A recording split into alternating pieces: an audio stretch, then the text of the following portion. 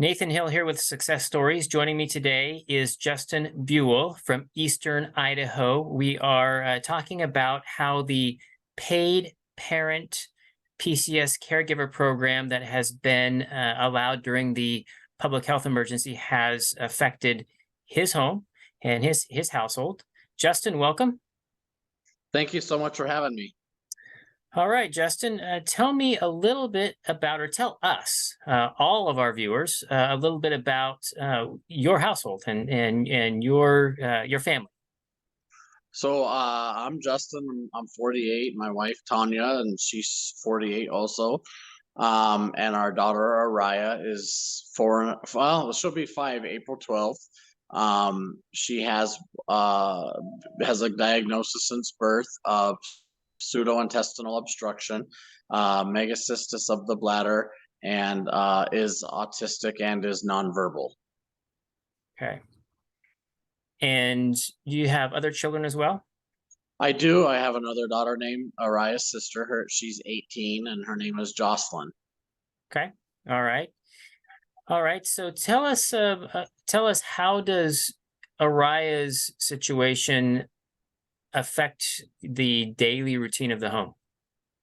Well, the daily routine of the home. Let's see. Well, when she was born, it is definitely life changing, as you guys all know.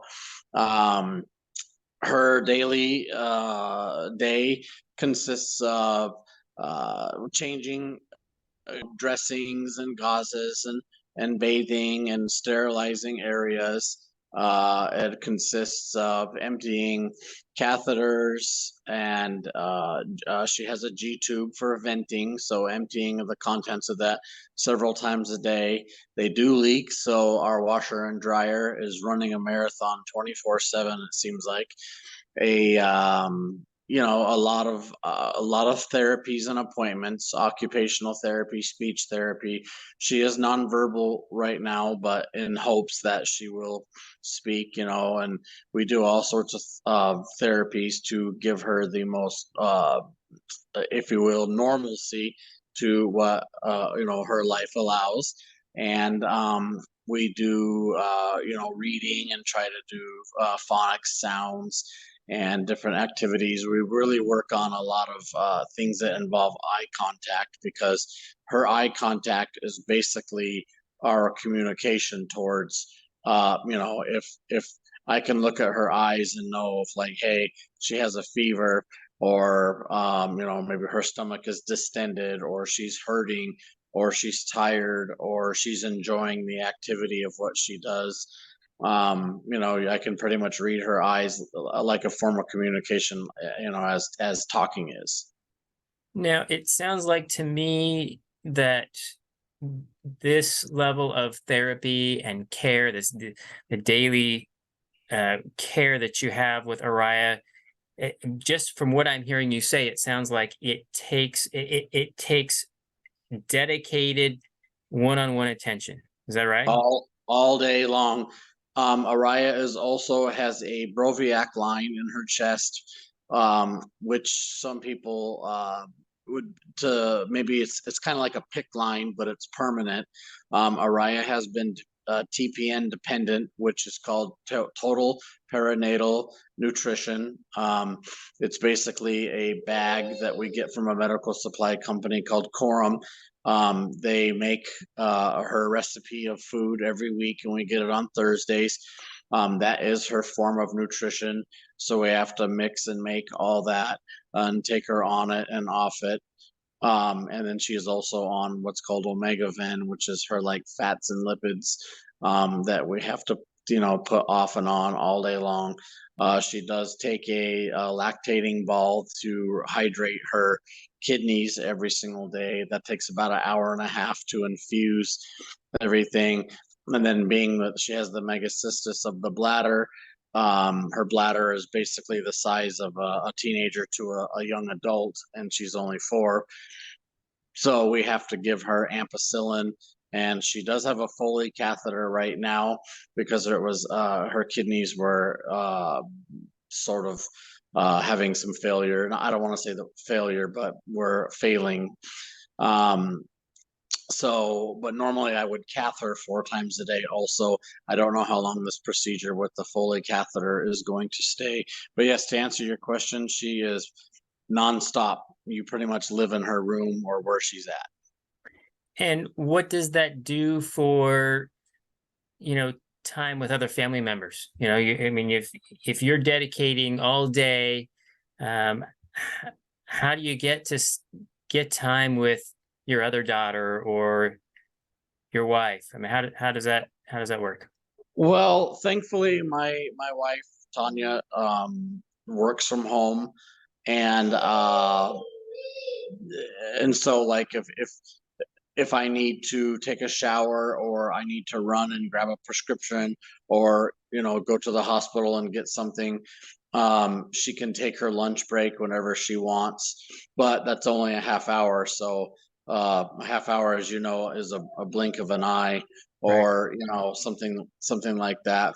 But and then at in the evening, we pretty much just both are doing Araya stuff, whether it's laundry, reading with her, trying to make sounds, or because obviously she works from home, but she's not really spending time with Araya. And you do want to, I mean, you want to spend time with your children anyway, but it's pretty much cares. And then to get her dressed with pajamas and basically redo her dressings, it's just nonstop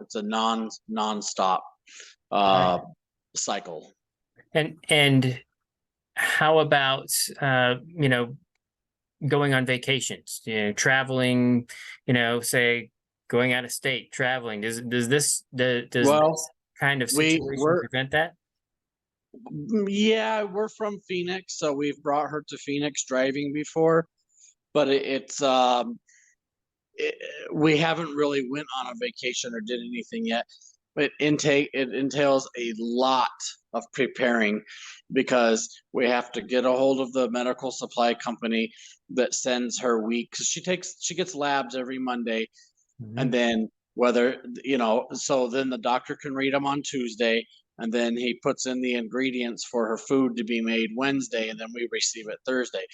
So every week it's a little bit different. Like sometimes she needs more magnesium or less copper or more iodine or something, added into the food. So we have to line up a labs nurse in where we're going, and then we have to line up with the medical supply company to be prepared to ship that to a relative's house or maybe a hotel or wherever we were going to stay, but it would generally be a relative's house.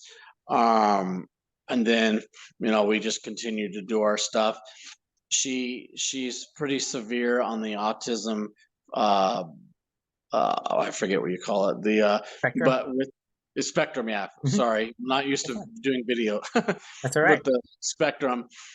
So she's very environmental. She likes her own room, her own space, her own stuff. Even in our own home, she doesn't care really. She'll come in the living room a little bit and look out the window, but she's very much into the same 3 books, the same TV show, the same like environment and stuff. So honestly, I don't know how much anxiety or how much, I don't want to say traumatizing, but it could be to her Mhm. to be out of her element and everything too much. So I guess that wouldn't be much of a vacation to Right. go on Right. anyway. So Sure. it's easier. We have our home set up, you know, with movies and stuff for our own entertainment. So we've made it where we pretty much know that we're going to be home, and we've made it to where we enjoy our home, being home, but it's taken a lot of work. And, I maybe we'll go on vacation sometime, but I don't know for sure. It would have to be with the relatives for sure that are familiar with what Araya has, and Mhm. our parents have kind of been around a little bit, so they kind of know, or they know like how much it entails and stuff, and they would maybe help for an hour so we could go watch a movie or Sure. something. Sure. No, I completely relate. I'm a parent caregiver myself, and our kiddo is 24/7. So Yeah. completely understand. So talking about how this has affected life before Araya's conditions and all that, before her birth and all, I understand from you, Justin, that you were also working. Right? Yeah, yep. I was in the furnishing, sales, interior design industry for many, many years. It's a lot of work and stuff. Unfortunately, I we had to come to meeting with God that hey, one of us is going to have to leave the workplace, and being that we had to go with the better insurance because with what Araya has, insurance definitely matters. Mhm. And I started staying home in October of 2020, and the paid parent, caregiver has been an absolute lifesaver for us because there's no way with the inflation and everything going on in our world that to live a fairly middle class to even upper lower class lifestyle takes two incomes, to live in this world. Mhm. Right. Now, what was it like when you were trying to work? I mean, here's Araya with all of her needs, all the appointments, procedures, Well, everything. What that's a how was that's it a very good how did your job cope with that? that's a great question. They didn't very well. At first they were sympathetic and stuff, towards Araya's birth and how much we had to do, but it just got to be where between 2 and 3 appointments a week, and then 2 times speech therapy, 2 times occupational therapy, having to do the exercises and having to do everything that we had to do. I There was just no way I could do it anymore because I would have to leave for 3 or 4 hours, sometimes the whole day, every single day. And, unfortunately, my person that I worked for uh what wasn't in, it just he was, it's a business. I have to, they're in it for a profit, and Right. they have to make their payrolls and their bills. And even though I was an outstanding, salesperson, and I hit all my number goals and stuff, it was just too much, to on the company to, had to come and go, and Hmm. and you had to miss days all the time. Hmm. Unfortunately, with Araya having that Broviac line in her chest, if a sneeze or a sniffle happens because it's a foreign object in her bloodstream, uh, it immediately usually turns into a line infection, and she goes from a 99, 98 fever, Hmm. temperature to 104, 105 in a half hour, Hmm. and shaking, and we have to get her to the ER right away. So yes, we've had to call 911, and most of the time, just rush her to the ER and explain what's happening. And so it was too much on on myself and the employer. I was having extreme anxiety, and there's no workplace that would allow, somebody can't come and go like that. I mean, I had to Right. be in the middle of a customer with a huge deal on the table, and the hospital would call, or my wife or somebody, and hey, we just had to call 911. Araya's 105 and shaking. We got to get to the ER, and I got to go. And you know it Right. it just didn't work. And believe me, I made a lot more money in the workforce than I make, Right. being a caregiver. But I wouldn't trade it for the world because for the rest of my life, I'm going to continue to fight for Araya to have the absolute most normal or the best uh, of what life can offer her. Now, before you started staying home and taking care of Araya, did you try having caregivers come in the home? We did. We had a nurse for a while, and she was a really nice lady. Um, but it made it where there was no normalcy to the home. There was always somebody there, and unfortunately, it becomes frustrating on the home. Like, you know, you can't you feel uncomfortable eating breakfast in your own home. You feel uncomfortable, leaving the room unless you're fully dressed and ready to go for the day. Plus, Araya, for my own individual, Araya does a lot better with her or my mom, or her or her mom, my wife, doing her cares, versus somebody else. It's much less anxiety on them. It's much less traumatizing. Mhm. When somebody else does her cares, it's almost like, she's at the doctor's office seeing a stranger, and it just took away all the normalcy of our life, and our nurse in particular was becoming retirement age, so she it just, some days, like, if she had got sick or something, or had a cold or something, and she couldn't come for the whole week because we can't take a chance with somebody with sniffles and stuff coming in the house, Mhm. you know plus, she was at the hospital sometimes and other places, and it just, Araya's too susceptible to germs and stuff, and if it gets in her Broviac line, then it's a huge deal, Mhm. because it requires a long hospital stay.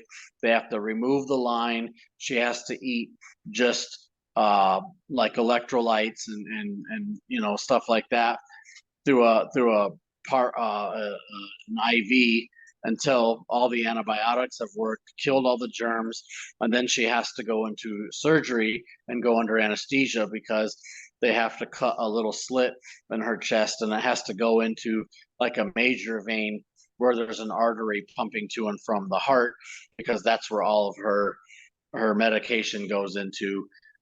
So it has to have a very, a very big vein. So she has to go under, and it requires a long stay. So, um, and then with that being said, you have a nurse and draw rise in the hospital for 10 days, and they don't have work for 10 days. And, Yep. um, it's a slippery slope, I guess, if you want to say. Right. So what you found with outside caregivers is that, okay, sometimes you can find one that can mesh with the home, but it takes away from the privacy of your home. Okay. It absolutely We does. on our end, we can certainly relate to that because we're a miniature ICU and we have to have somebody has to pull the night nursing shift, and we get that. There is no privacy in your home, so your privacy is invaded. There is the anxiety that you feel as the parent in relinquishing care to an outside individual. There's also the anxiety that your child feels. Okay, and we can certainly relate to all of that. And so then you have behaviors from your child, that come up. And then when your child is sick, they're out of work, and when they're sick, you're filling in anyway. Right. And then there can be the constant revolving door, which we have certainly dealt with. Absolutely. You are very correct. So okay, so if this paid parent program does not stay, Justin, how long do you think your household will last financially? Like a month, 2 months before things before the ends aren't being met. I'd give it 6, 8 weeks, and we would be hurting, Okay. because, I mean, we've we've had to cut back on everything that we do in life. Like I said, we have old cars and they're paid for. If the car was to need something like a substantial amount of money put into it, or a repair, our savings would be gone. We have to eat a lot, coupons, and do everything we can Mhm. to save money on groceries and stuff. And I'm a great cook. I like to cook. So, Mhm. um, it would drain our savings account, and we might have a little bit of 401k, but I need that for when I'm in my 60s, not my upper 40s, and Right. you're going to get taxed on it. And the big thing is too is that it would highly affect Araya's daily life because she knows dad is there. I'm going to do her cares. I'm going to bathe her. I'm going to take her to all her appointments. I'm going to do her occupational and speech exercises. I'm going to do anything. Like even the lab nurse that comes over once a week, at least she just draws the blood, for her labs, but she's not, but I'm not really, but I'm in the room with her. So Mhm. Araya knows, hey, my dad's right here and I can hold on. But yeah, financially, there's just no way. There's no way we could make it. Uh, we have no credit cards. We've paid them all off. We've cut them all up.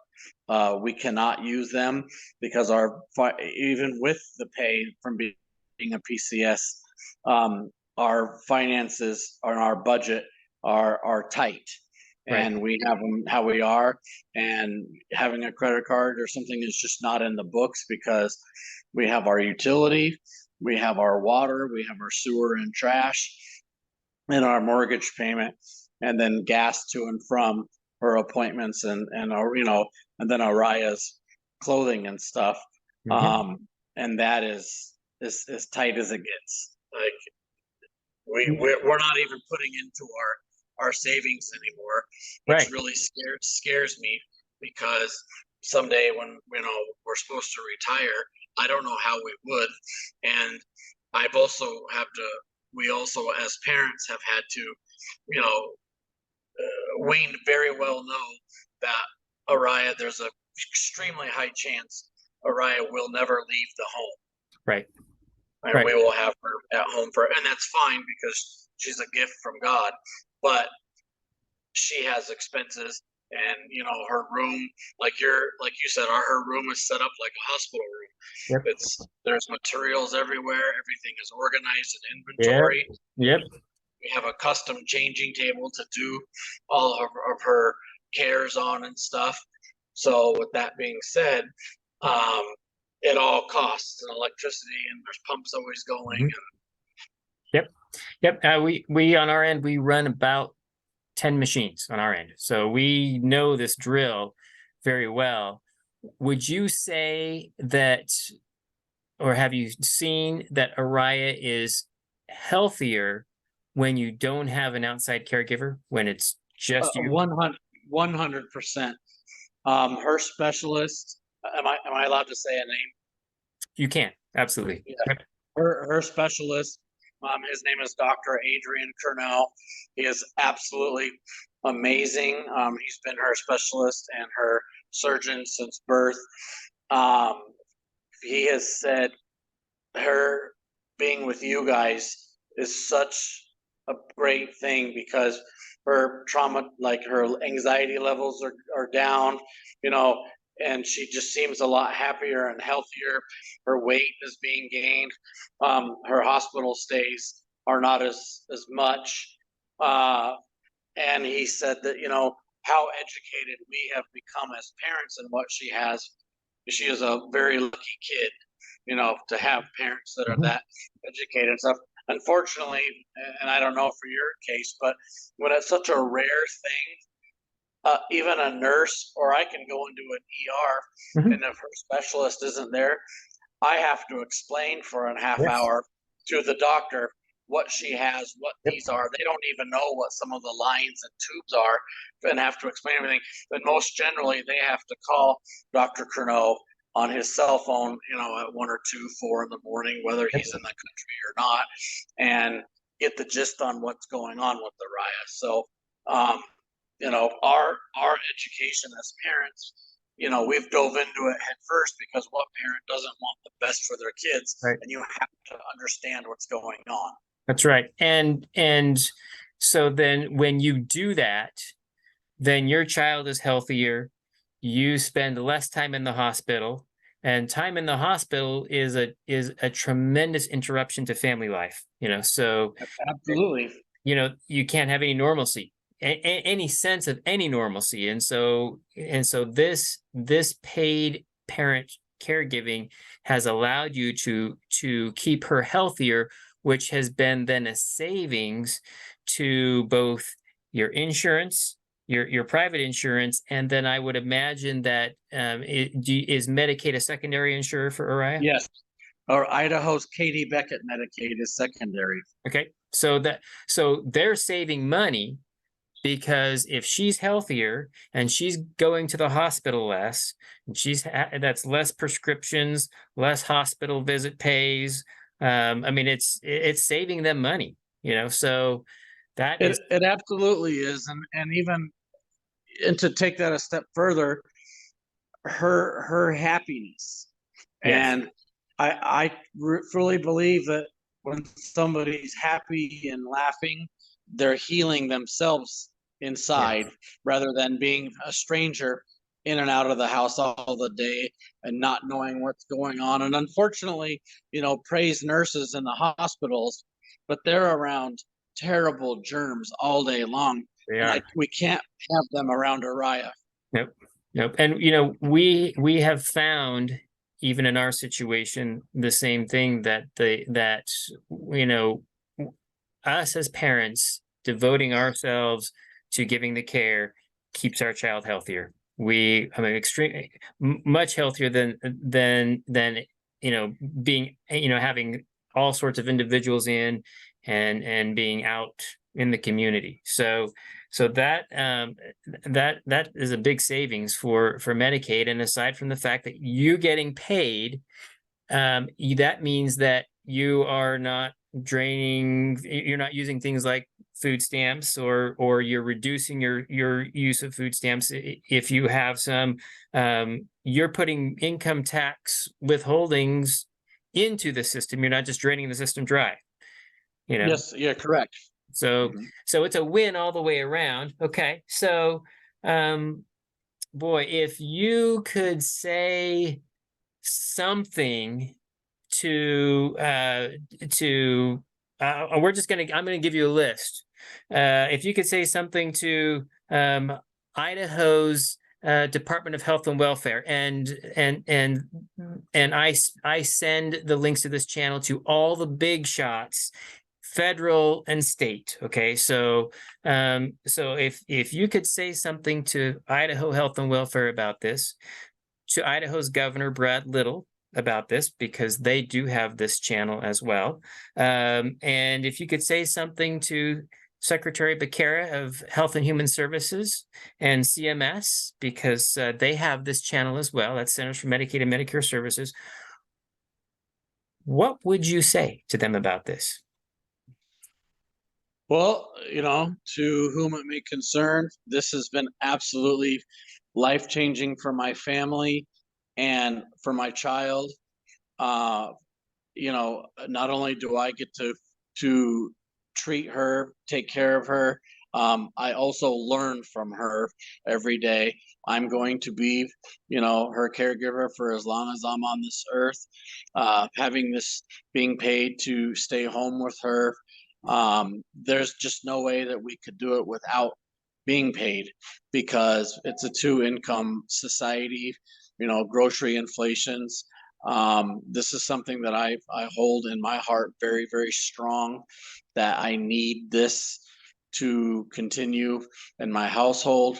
I cannot, stress to you enough how much better it makes my daughter, her anxiety and her daily life, having me do her stuff rather than a strange person. Um, and I really, really hope that we can continue this because I have to take her to several appointments a week. Unfortunately, a paid caregiver to come into the home is not allowed to do that.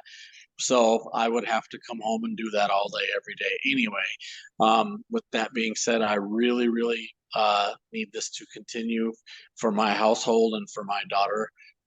Thank you for listening. Justin, wow. You and your wife and your oldest daughter are superheroes. Okay, you guys are superheroes. And thank you for taking such very good care of Uriah, and sacrificing your life to do that. CMS, HHS, Governor Little, Health and Welfare, as you are watching this, we know that during the pandemic, you went just like this and said, hey, we're going to grant extensions to the states to allow them to have parents and spouses to be paid caregivers. It's been nothing but the best for everyone. It reduces our dependency on the welfare system and gives us health. It makes our loved ones healthier.